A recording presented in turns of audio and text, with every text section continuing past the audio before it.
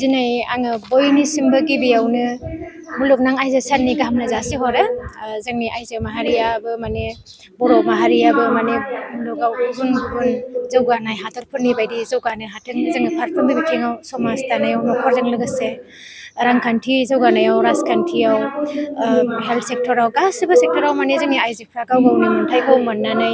गुबुनखौबो लाफानानै जौगालांनो हादों। आं बेखौ मिजिंथिबाय। दिनै बर' बिमा गौथुम बे गौथुमा दिनै तामुलपुराव गाहाय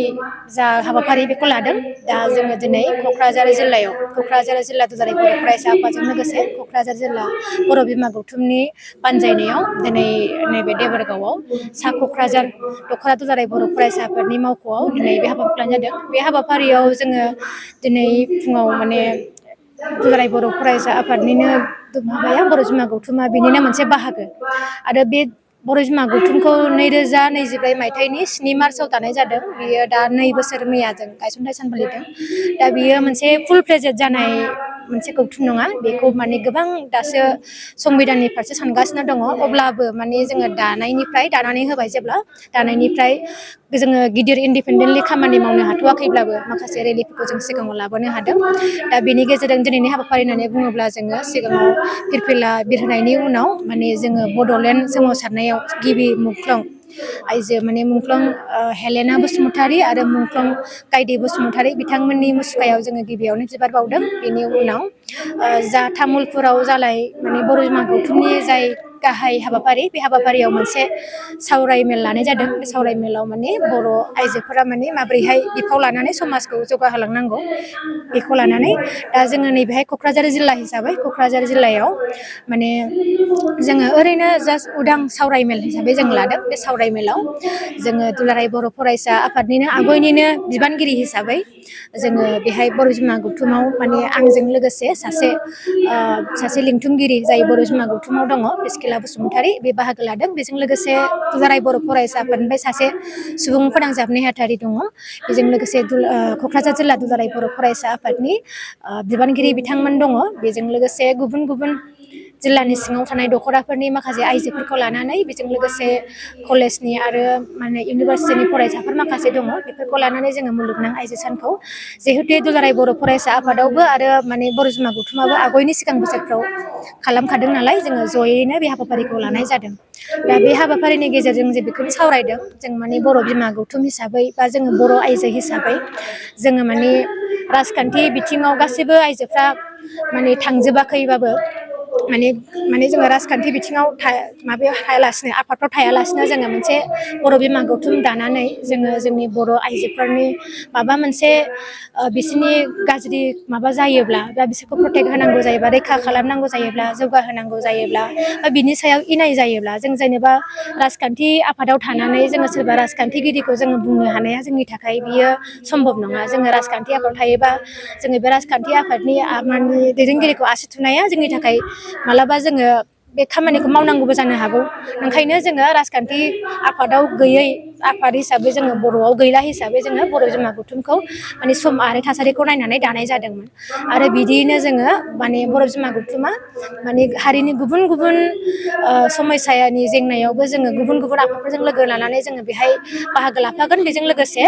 माने जोंनि लाइमोन सेंग्रा सिख्लाफोर जाय गथ'फ्रा माने 18सिम जायाखै बा 19सिम जायाखै मेचियर जायाखै बिथांमोनहा जों दिनै माने मोनसे समाव जों नुबाय थानो मोन्दोंमोन जेराव माने सानफ्रामबो ट्राफिकनि जोङो खोथा नुनो मोन्दोंमोन। हौवायानो जा हिनजावानो जा माने ड्राग्स लानाय बाइक साखावनानै थैनाय मानाय गोबां बायदिसिना जों नुनायाव माने जों सानना लादोंमोन माने बिमाफ्रा जेरै न'खराव फिसाफोरखौ जोथोन लायो माने फोरोङो गाव रोंनायखौ गावनि रोंनाय एक्सपिरियेन्सखौ शेयार खालामनानैबाबो गावनि हारिनिखौबो जोङो माबा खालामो आरो जोङो साइन्टिफिकेलि माबा मोनबाबो जों बेखौ आइजोफ्रा फोरोङो बिमाफ्रा जेनेबा दा बेबायदिनो जोङो जोंनि बर' हारियाव जोंनि उन जोलैफोरखौ जाय बिथांमोनहासो जोंनि हादरखौ जोंनि हारिखौ बिथांमोनहासो दैदेनलांगोन। जोंनि बड'लेण्डआ ग्रेट जानांगौब्ला जोंनि फरायसाफ्रासो जोंनि उन जोलै उन्दै उन्दै लाइमोन फंबाय बिनानावमोनहासो जानांगोन हिसाबै जोङो जौगानांगोन हिसाबै जोङो बिथांमोनखौबो माने दायथ' लानानै खामानि मावलांनो जोङो थांखि लादों आरो। दिनैनि सायाव मा बुंनो सानो नोंथाङा? बेथ' बिराद गाज्रि खोथा जोङो ससियेल मिडियायाव दिनै बयनिबो आखायाव मबाइल दं हिसाबै बयबो सोरबा इन्सटाग्रामाव सोरबा इउटुबाव सोरबा फेसबुकाव रिल्स होनाय नुयो बिथांमोनहा जेबो माने बेहाय होथाव जायो ना होथाव जाया दिन्थिजायो ना दिन्थिजाया माने जानाय लोंनाय गावनि गाननाय जोमनाय गासैबो जिनिस मावनाय दांनाय जाय जिनिसखौ इलिगेल होननानै मोनथियो जाय जिनिसखौ समाज बेरेखा होननानै मोनथियो जाय जिनिसखौ हामा होननानै मोनथियो बेखौबो जोंनि आइजोफोरा माने डलार खामायनाय फैसा खामायनाय बेखौ साननानै बिथांमोनहा दिनै आनलेट जालांदों होननानै बा लामा राहा गोमादों होननानै जों बुंनांगोन आरो दा बेहाय जोङो जोंनि आइजो माहारिफ्रा माने बेखौ साननो नाङा जे जोंनि समाजाव जोंना माखासे आफादफोर दं जेनेबा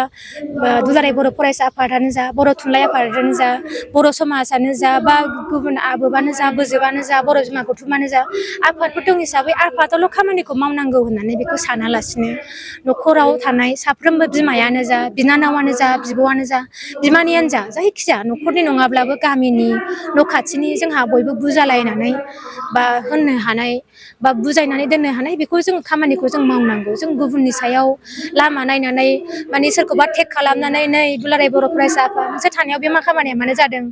नै बर' बिमा गौथुम नोंसोर थानायाव बे खामानिया मानो जादों नै आबोब नोंसोरो उन्दुनानै दं ना मा दं नोंसोरथ' खामानिखौ बेखौ मावनांगौमोन दा माखासे जिनिसखौ माने सोरबा नुसराखैबो जानो हागौ खिन्थु गामिनि मानसिया नुसनबाय जानो हागौ जाय मानसिया बे रिल्सखौ नुदों बे मानसिया नुसनबाय सिनायबायबो जानो हागौ खिन्थु माखासे आफादफोरनाव बे सौहैनो खिबा जानो बे मास मोनसेबो लानो हागौ मास मोननैबो लानो हागौ बा बे समाव बिराद माने प्रब्लेमा इसुआ बिराद गिदिर जाहैबाय जानो हागौ बिनिखायनो आंथ' बेखौ सानो जे जोंनि बर' माहारियाव बा जोंनि माने हारियाव जेसेबां मानसि दं हौवायानो जा हिनजावानो जा जों बयबो सेल्फलेसलि आरो ना गावनिखौल' सानालासिनो बे होनोब्ला माबा आंखौसो गाज्रि बुंफिनगोनदां बे बिदि होनोब्ला आंखौसो नोंनि फिसायानो बिदि आंखौ मानो बुंनो फैदों नों गावनि खामानिखौ माव आंखौ हेंथा होनो नाङा आंहा मोन्थाय दं बिदिल' सानालासिनो नोंनि मोनसे एक्टिभिटिजों नोंनि मोनसे समाजाव माने रिल्स बानायनानै दिहुननायजों गुबुनफ्रा नुनानै जे गाज्रि मावनो थुलुंगा होगासिनो दङ बेखौ बिथांमोनहाबो साननांगोन जे आंसो मोसादों आंसो जौ लोंदों आंसो माने गाज्रि ड्रेस गानदों आंसो गाज्रि खोथा बुंदों बिदि आंनि खोथा आंल' सानदोंब्ला नोंथांमोनहा माने ससियेल मिडियायाव होनो नाङा आरो ना जुदि नोंथाङा गावनिखौल' सानदोंब्ला होनो नाङा मानोना नोङो भिउसजों नोंनि सासे सानै मानसिया सेयार खालामै जाय नायनाङै मानसि जाय खोनानाङै मानसि बे मानसिया खोनानानै थुलुंगा मोननानै सोलोंलांनो खाबुखौ मोनलांनाय जालाङो आरो जाहाथे बेबायदि लामाखौ होआ बिनि थाखाय नोंथांमोनहा माने जोंनि न' खाथि खालानि मानसिफ्राबो न'खरनि मानसिफ्राबो बादा होनांगौ साननो नाङा जे माने आंखौ बुङोब्ला आंखौसो गाज्रि होनगोन आंखौ बुङोब्ला आंजोंसो नांलायगोन बिदि सानालासिनो जोङो हारि हिसाबै सान जोंनि फंबाय बिनानावमोनखौ सान मानोना जों गिदिरफ्राथ' जों गिदिर बुजिखाबायानो जेनेबा बे जिनिसा हामा बे जिनिसखौ नाङा खिन्थु उन्दैफोरखौ सोर बुजायनो ओंखायनो गिदिरफ्रा जाहाथे बेखौ सानलायनानै गामि बा गामि समाजानो आइजो बा आइजो समाजानो जोङो बेबायदि माने जिनिसफोरखौ जोङो समाधान खालामनायखौ जों लुगैयो आरो